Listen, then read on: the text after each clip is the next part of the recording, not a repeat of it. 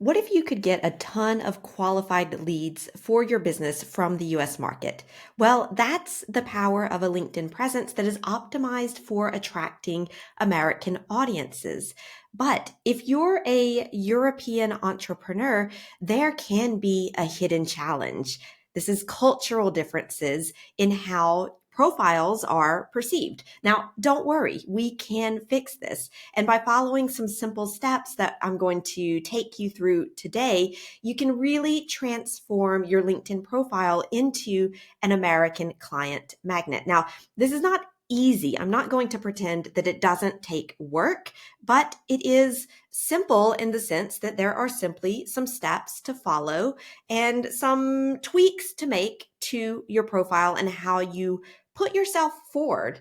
Now, first of all, there are many reasons that European entrepreneurs struggle to optimize their LinkedIn profiles for the US market. This could be due to cultural disconnect. European business culture in general tends to be more formal and maybe less direct, whereas Americans, especially in a business situation, often really are looking for something that is clear, concise, but also having a sort of casual communication style. And for a profile on LinkedIn, something that is very action oriented. Another big mistake that I see, it's often there's just too much technical jargon, technical terms, acronyms, especially if these are things that are coming from your, let's say, native home market, like diploma abbreviations, school name abbreviations, things like that. That is just going to like fly over the heads of a lot of your American prospects because they're simply unfamiliar with the language and the jargon of doing business in Europe sometimes. And that can also really depend on who you're trying to attract. I mean, if you are trying to attract your peers, people who are doing the same thing as you, of course they're going to understand the technical jargon. But if you're trying to attract clients, you might not always be speaking to a technical person. You might be speaking to the CEO, the purchasing director who may not have that same technical background as you. So just be careful of that. Another mistake I see, understating accomplishments. Europeans sometimes tend to downplay their accomplishments, while American audiences really favor profiles that quantify success with numbers and results, where you show, I did this. This is what I accomplished. So don't be afraid of, you know, tooting your own horn, as we say in English. And sometimes I often see that there's not enough social proof. And yes, it is true that recommendations hold weight in both cultures, European and American. But I found that, the European entrepreneurs, they'll be maybe less proactive in requesting a recommendation or a testimonial. They'll hesitate. Um, and I can understand that. I mean, sometimes I'm like, oh, I don't know if I feel comfortable with this, but I just know I have to do it and you have to do it. And so what will happen if you don't do that is that comparing two profiles, a European and an American, you may see many more testimonials and social proof on the American profile. And so you want to be sure that you can compete with that. Now, like I said, fixing these problems, it's not super hard. It's not difficult. It just takes some adapting and really a willingness to change your perspective and how you think about these things, which I know it's easier said than done, especially when, you've spent your entire life in one culture. It's not because you hear one podcast or you watch one YouTube video that you're going to automatically change, but you can be aware of it and make a mindset shift, let's say. So, if we want to make sure that your LinkedIn profile is not driving away your US clients, here are some things that you want to keep in mind, some mistakes that you want to avoid. First mistake is a headline that doesn't communicate your value. Your headline on your LinkedIn profile, this is your prime real estate, as we say in English. It's the first impression that you make on a potential client. So imagine you've got an American prospect that happens to find your profile and they want to see something, again, that is clear, concise, and communicates clear value. So instead of a lengthy title filled with acronyms, think about action verbs and quantifiable results. For example, instead of, marketing director at ABC company, try something like, growth manager increased sales by 30% for tech startups that I've worked for, something like that. Simple, but super effective. And I can give you a little template. I'll put this in the notes so you can see it written out. But a little template might be job title, 3 areas of expertise, and then a quantifiable result. For example, immigration lawyer, USA to France. That's your job title. Your 3 expertise areas of expertise: visa processing, relocation support, legal advice. And then a quantifiable result: simplifying your move with a 98% success rate. And I'll put that in the notes so you can see it.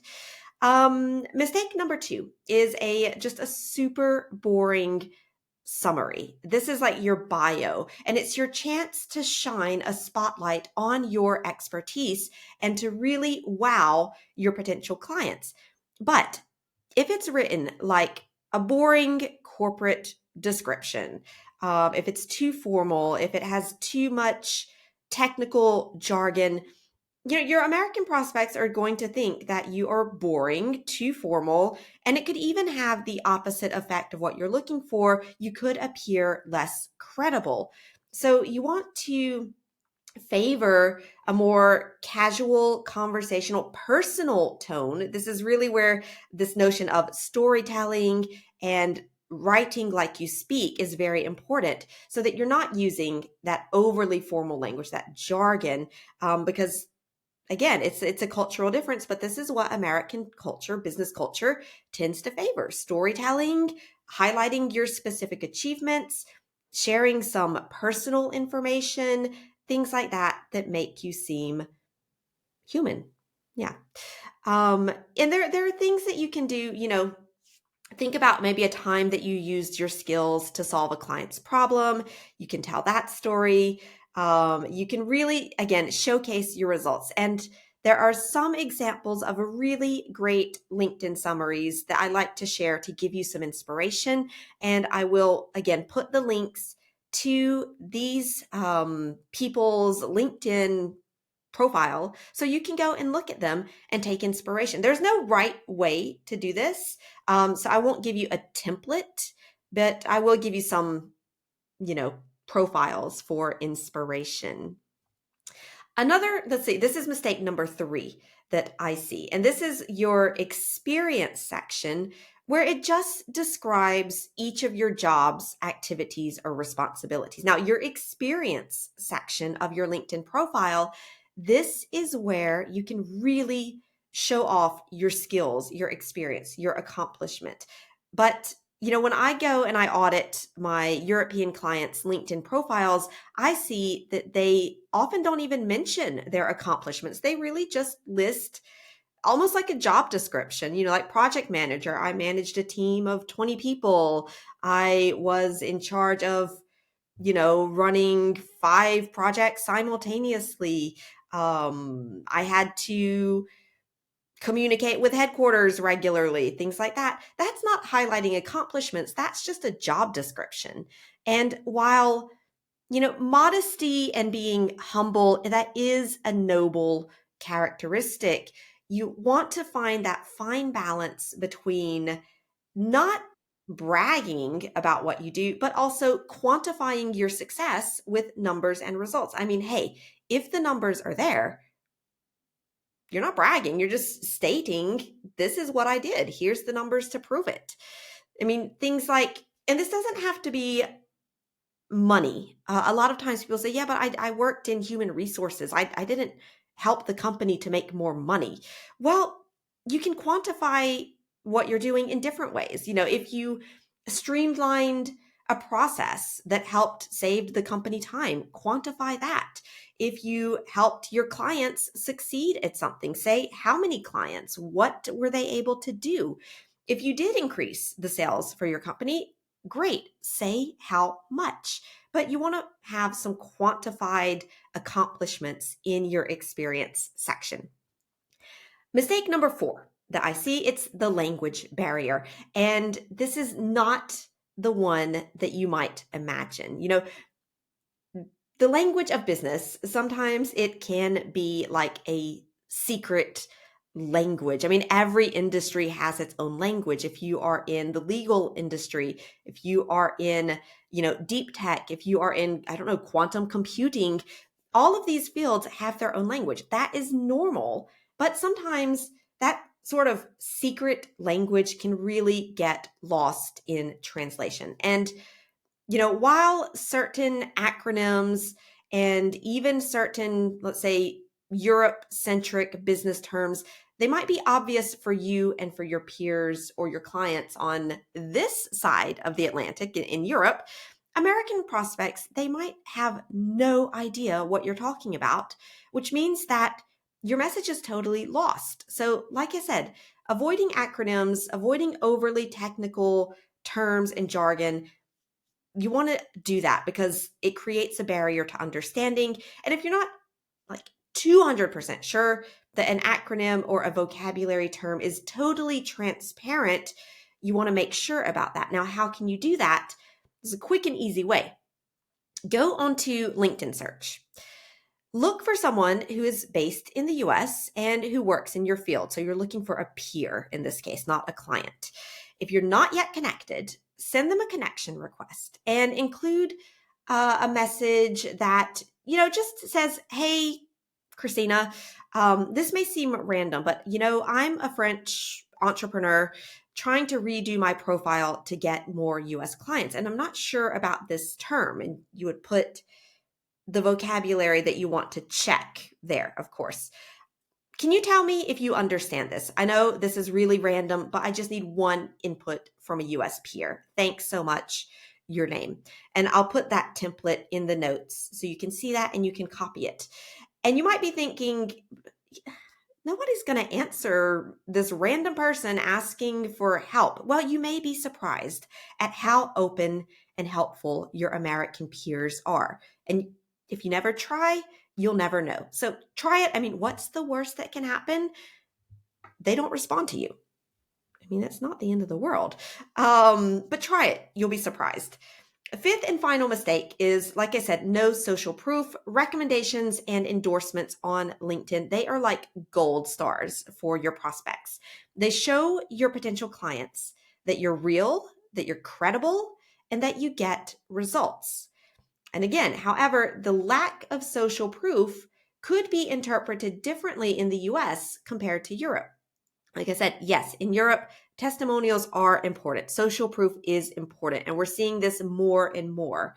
But in American business culture, they carry a lot more weight. And if you don't have any, that's almost like a red flag to say, hey, this person, I don't know, they don't have any testimonials. Nobody's worked with them. I don't know if I can trust them. So again, it just carries a lot more weight in American business culture. So don't be afraid to politely ask your satisfied clients for a great endorsement on your LinkedIn profile. Even if your colleagues that you have worked with, ask them for a testimonial or a recommendation. And if you have American contacts, even better, American clients, ask them. They will generally be very willing to help. If you don't have any American contacts, colleagues, clients, whatever, that's okay. Ask any clients that you have. Just be sure to ask them to write it in English. And if they're not comfortable writing something in English, which I can understand, ask them to use DeepL to translate their recommendation into English. Even if it's not perfect English, it's still going to be very good and definitely good enough to make the point. And you can explain why it's important for the testimonial to be in English. the person that you're working with, I'm sure that they will probably understand. So that's all for this week. When you're following these steps and tailoring your profile for attracting your American clients, prospects, you can really turn your LinkedIn profile into a client magnet that brings you American clients that will help to grow your business, get a foot into the American market. And even if you're not specifically attracting American clients, just having this in English is going to help you to grow internationally. So it is literally win, win, win if you can do this. Like I said, it's not hard, it's not difficult, it's not complex. It's simple, but it takes work, and you just kind of have to go through, audit your LinkedIn profile. We can do that together if you would like to. I'll put a link for that so you can book an appointment. And yeah, this will be the first step, let's say, maybe to really growing your business with some American or international clients. So I hope that was helpful for you. I'll put some of those templates and those examples down in the notes below this so you can go and check those out. And right now, some news from the American Market Alchemist. I'm currently working on creating a study on the state of selling to US clients. This is, I'm interviewing, or not interviewing on video, but I'm sending out a questionnaire to entrepreneurs all over Europe to get their experience of working with American clients or trying to work with American clients. And I will publish that report at the end of April. So if you would like to get that report, get all those strategies, insights, look at what other people are charging, because we all like to compare prices, let's be honest, go and sign up to get that report. And I'll put the link for that in the notes to this video, this podcast. And even better, if you would like to help me to create that report, if you would like to participate, then when you sign up, you will be invited to fill out a questionnaire. It takes 5 to 7 minutes. And this way, I want to make sure that I have as many entrepreneurs from all around Europe as possible so that this data is really representative. And there's only one way I can do that. It's with your help. So thank you very much. I am Christina from the American Market Alchemist, and I am looking forward to helping you create gold in the US market.